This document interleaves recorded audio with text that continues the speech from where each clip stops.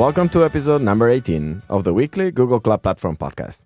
I am Francesc and Mark, and I'm here with my colleague, Mark Mandel. Hey, Mark. Hey, Francesc. How you doing? Pretty good. Very happy to be back to California. Yeah, you've been out and about. Yeah, I've been around. Yeah. Exactly. So we've got some fun stuff today. We are talking to Ian Lewis about Bigtable. Yeah. Should be pretty exciting. And we have a question of the week talking about some new bits and pieces we announced recently as well. Yeah, about how do you know what you're allowed to do on the cloud, stuff like that. How do you make sure that people don't do what they should not? Yeah, just making sure everything's locked down. And yeah, and I'm actually very excited about not really the question, but really the answer. Okay. The answer is going to be pretty cool. So, but before that, so today, right now, like today as on Wednesday. Especially if you've downloaded this episode as it came out. Yeah, so is actually one of our big days for Google Cloud Platform, especially for us, Google Developer Advocates. Definitely.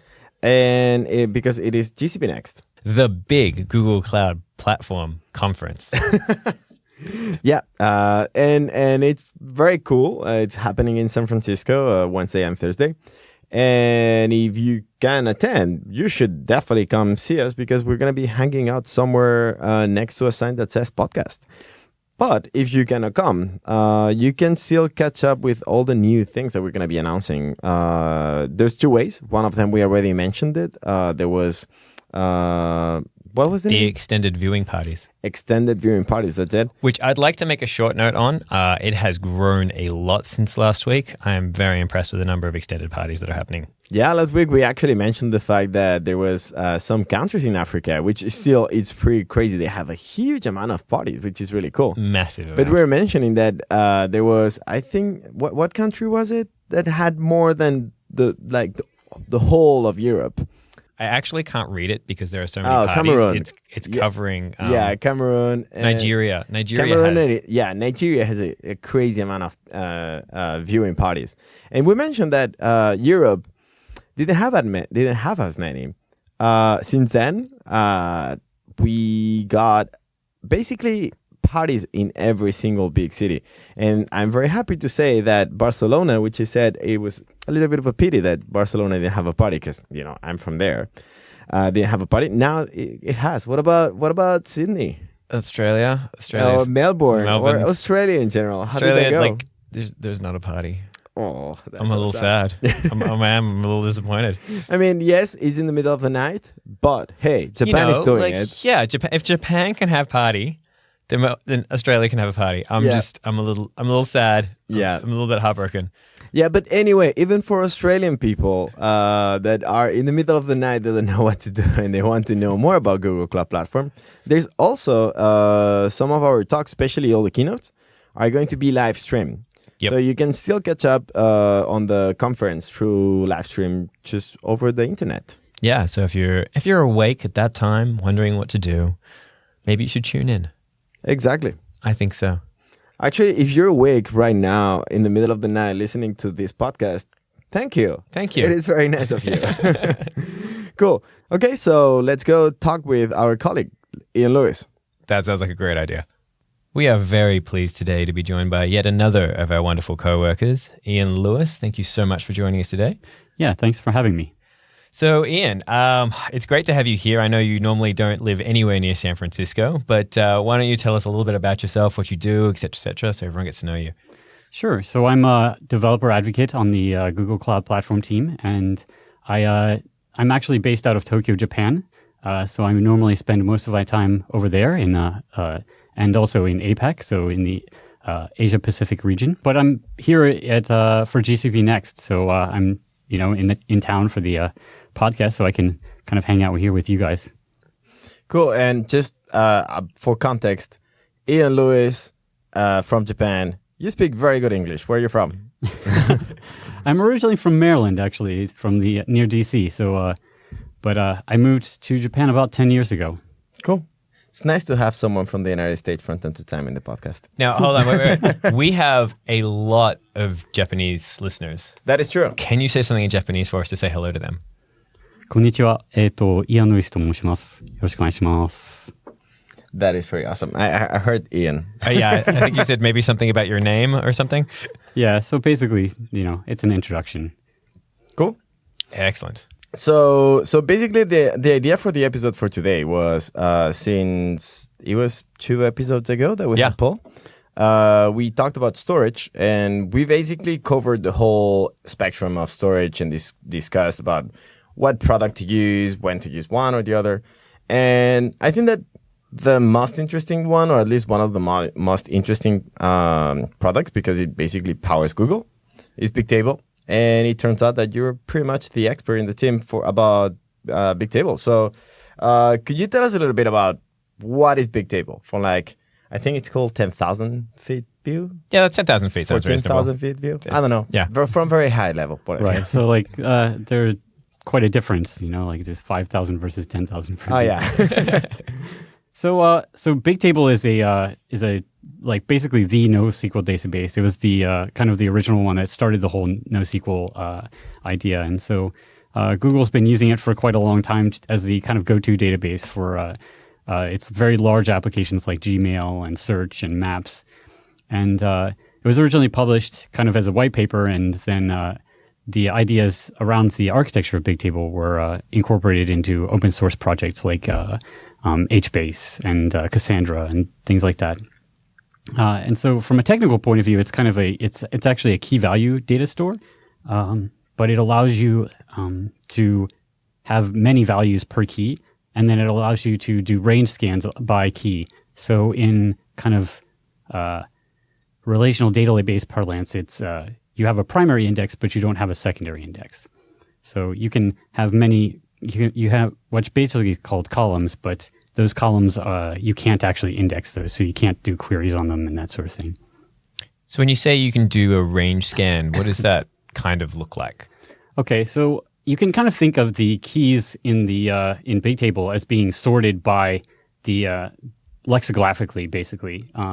And so they're basically sorted, and you can pick a key and say, okay, from this key, I want to do a range scan of, and then just basically continue to iterate over those keys. So you can say so from key A, get 100 keys.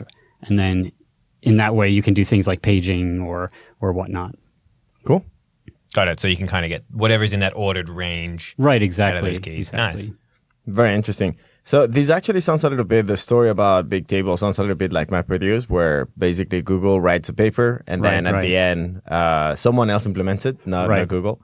So I'm assuming HBase is the open source implementation of Bigtable? Right, exactly. And so HBase was a open source project that was created based on the Bigtable white paper.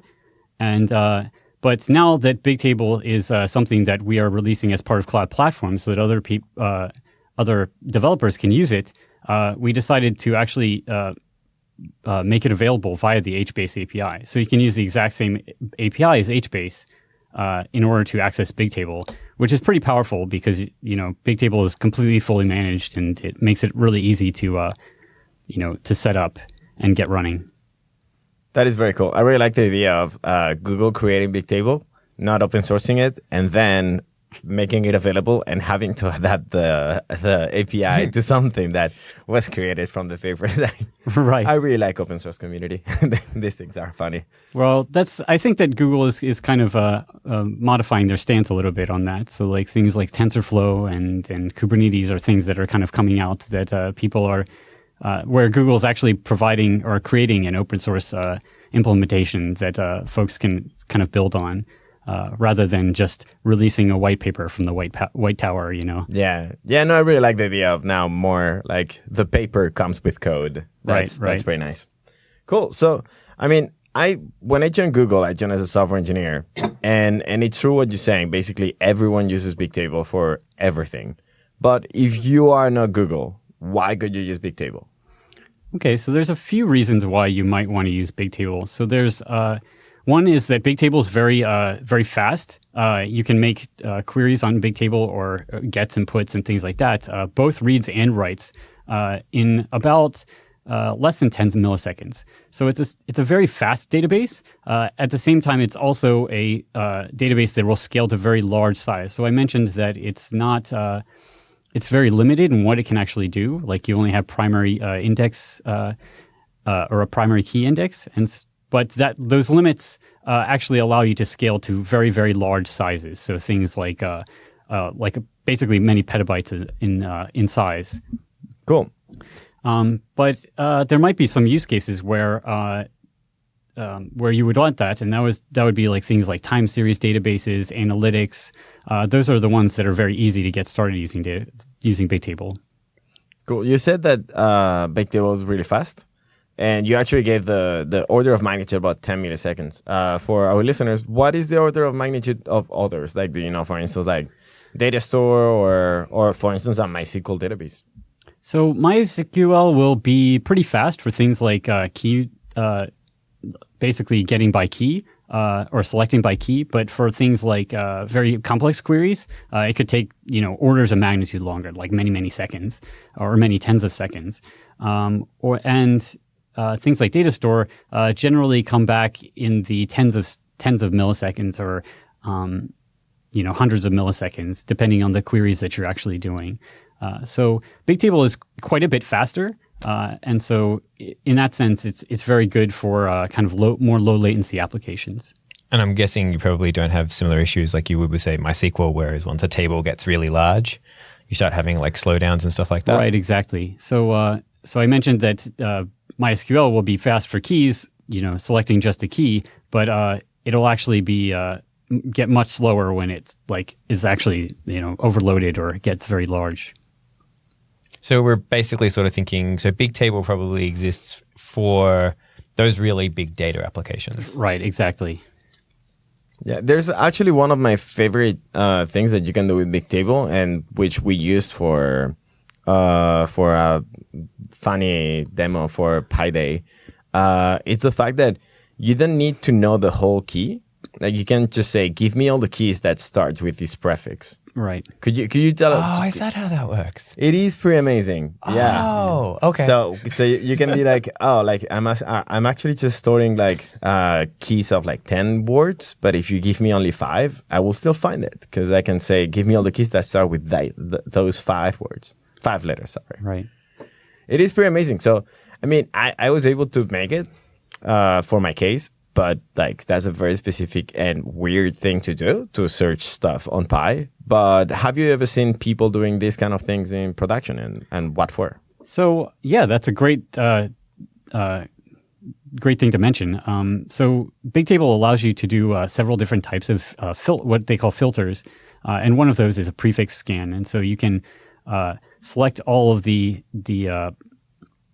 keys that have a particular prefix, and so you might use that for things like indexing, for instance. Like in your case, you actually indexed numbers of pi, right? Yep. And then you can go and search those later. Well, you can do the same sort of thing with text or with just regular old keys. So this is actually what data store uses to do its secondary indexes for its when you actually save entities and things like that. Excellent. So you could use like common prefixes to group things together and things like that. Yes, exactly. Cool. So then, I mean, I think that everybody then is convinced that actually data store is amazing and Bigtable is amazing and everybody should be using it, but that's not the case, even at Google. So why could someone not use Bigtable? Yeah, so there's a few reasons, and I mean, these are the kind of reasons why data store exists. Bigtable doesn't actually support transactions, so it actually will support allowing you to write a single row, and in that row will be written or not written. So in that sense, you can basically do transactions on a single set of columns or a single row, but you can't actually do that across rows. So if you want to save multiple rows at the same time, you need some other kind of transaction or locking kind of mechanism. It's also not the greatest database for things like high availability. So if you have a particular key, that key may become unavailable kind of sporadically, depending on how that database is being split up and moved around in the back end. And so so if you need your database to be like completely highly available, and for the keys to be there all of the time, then Bigtable might not be exactly what you want.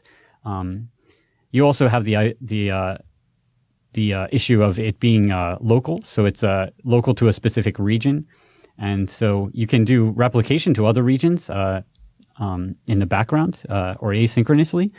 But if you need your database to be kind of globally available or something like that, then Bigtable might not be something that you'll want to have. Cool. Yeah, that makes sense. What about the cost? Because how do you pay for Bigtable? Is it like data store where you pay per operation, or? Right. So Bigtable is actually a little bit more predictable than data store. So Bigtable, actually, you pay for the cost, and then you pay for the nodes that are set up to allow you to make queries on the database and that sort of thing. And so what you pay for is like per hour, per node, as well as the storage in per gigabyte. Okay. I don't remember exactly what it is right now, but it's about the minimum cost for the nodes is about $1,400 per month, plus storage. So you pay in that sense, and so I mentioned nodes, and just that's something that I think that I should probably mention is that there are nodes that you set up in Bigtable, and you pay per node, but these nodes basically provide you throughput into the database. So if you need to do, you basically get about 10,000 queries per second per node. And so if you need a lot of more than, say, 30,000, which is the minimum, 3 nodes is the minimum. If you need more than 30,000, then you'll set up more nodes and basically allow you to do more throughput there. So really, as your throughput requirements grow, the more nodes you're going to need. Therefore, your cost increases, and you can kind of trade that off.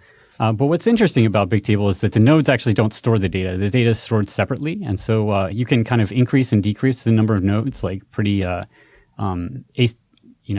separately from how much data you store. So say, you have a lot of data, but you don't actually need that many QPS. You can actually just have 3 nodes, and your storage can be astronomically big, but you're just using 3 nodes to access it.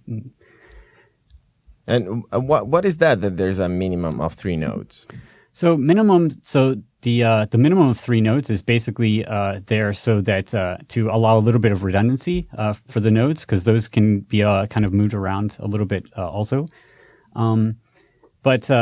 But basically, like when you create a cluster, a Bigtable cluster, essentially you have a minimum of 3 nodes to set up, and so that's basically kind of a way of allowing kind of a minimal level of service for Bigtable.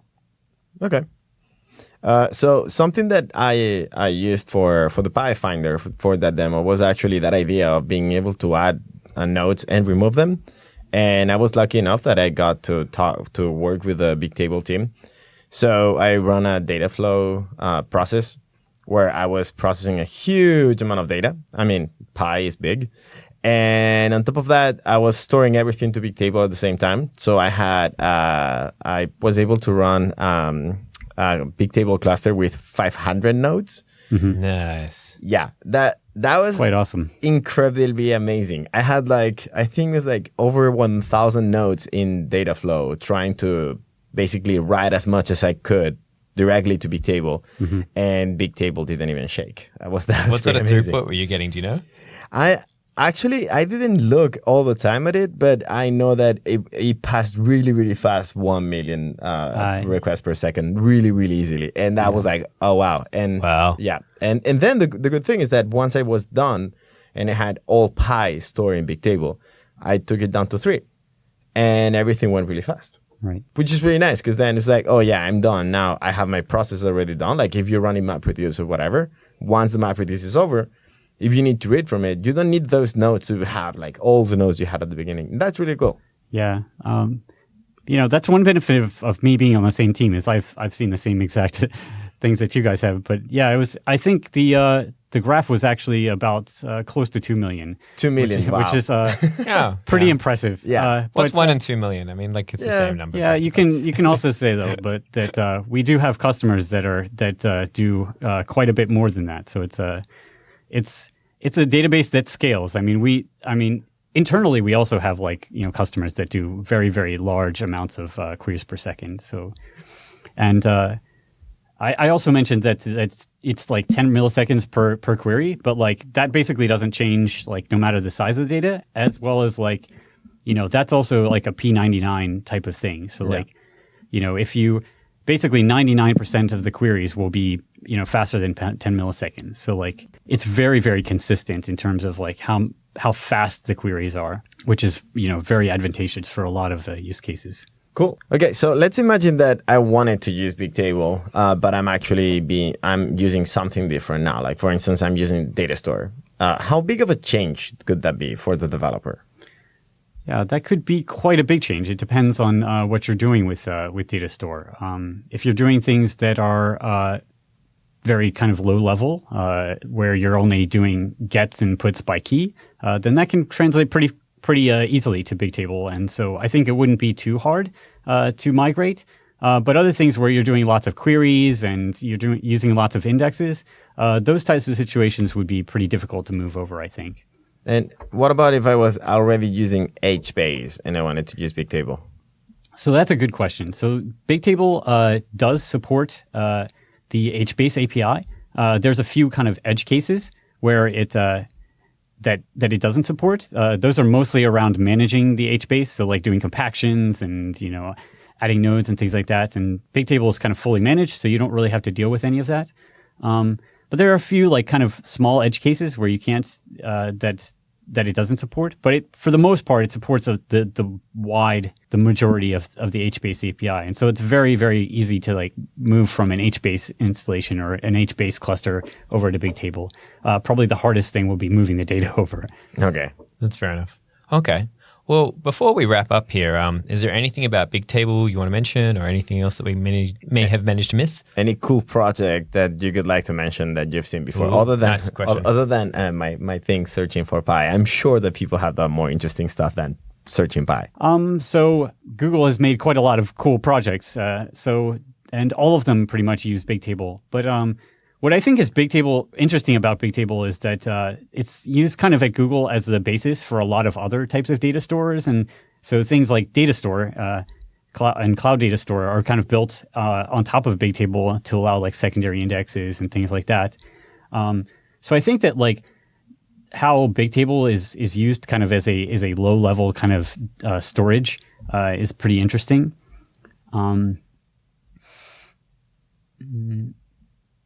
And I think that just the sheer scale and the amount of work that's gone into it at Google is quite amazing. We've spent probably about a year and millions of man hours improving Bigtable, and so it's very, very optimized. When you compare it to things like HBase and Cassandra, Cassandra can do things like it can write very fast, but it can't read very fast. But Bigtable can kind of do both. And so it's very, very interesting that it can read really fast and write really fast and get really big. So it's almost like this magical thing that we've been able to improve and build upon over the last 10 years or so. Awesome. Well, Ian, thank you so much for joining us. Really appreciate you taking the time. Yeah, it's been great. Thank you. Thanks. Thanks so much to Ian for joining us for that interview. I learned a whole lot. I really didn't actually know very much at all about Bigtable, and now I have a much better idea. Yeah, no, Bigtable is a very, very cool product, and it is pretty amazing. Yeah. Once you get started and you start using it, and I have not seen the point where it's oh, yeah, it's not slow enough. Nope. Not there yet. No. Excellent. Okay, but we do have a very interesting question of the week. The question kind of comes from managing, say, a Google Cloud Platform project. And within that project, you probably have a whole bunch of different things. Like maybe you have stuff deployed to App Engine, stuff to push into cloud storage, maybe stuff on Compute Engine instances. And you have someone new join your team. and you want them to say, oh, okay, I want them to be able to deploy, say, compute engine instances, but I don't want them to be able to read from, say, cloud storage. Maybe you have like private keys there or something like that that are only limited to certain team members. Can you do that? Well, no, until today. Actually, yeah. Until today. Until today, right now, Wednesday, March 23rd. 23rd. 23rd. Yeah, 23rd. That's it. I'm really bad with dates. Yep. Yeah. So actually, today we announced this really cool thing, which is Cloud IAM. IAM or Cloud IAM or Cloud EM, if you want to pronounce it in a weird way. So Cloud Identity and Access Management. If you want to be correct, yes. Yes. Yeah, and basically what it allows you is to talk about, basically you talk about what things are people allowed to do. Yep. So so far we had 3 roles in Google Cloud Platform. We had the role of owner that was basically allowed to do anything. Yep. The role of editor that was allowed to do some things. Most things, but not everything. Yep. And then the role of viewer that was allowed just to view things, but not like create an instance, deploy, Yep. like very limited. Yeah. So if I wanted to grant someone access, they pretty much got access to mostly all of it. Yeah, basically. So now you can actually create way more roles, and we already did that. We created a bunch of different roles. So for instance, you can say, oh, actually someone is going to be a compute engine instance administrator. So that person will be allowed to create instances, to delete them if needed, but they will not be able to modify a Google Cloud Storage bucket, for instance.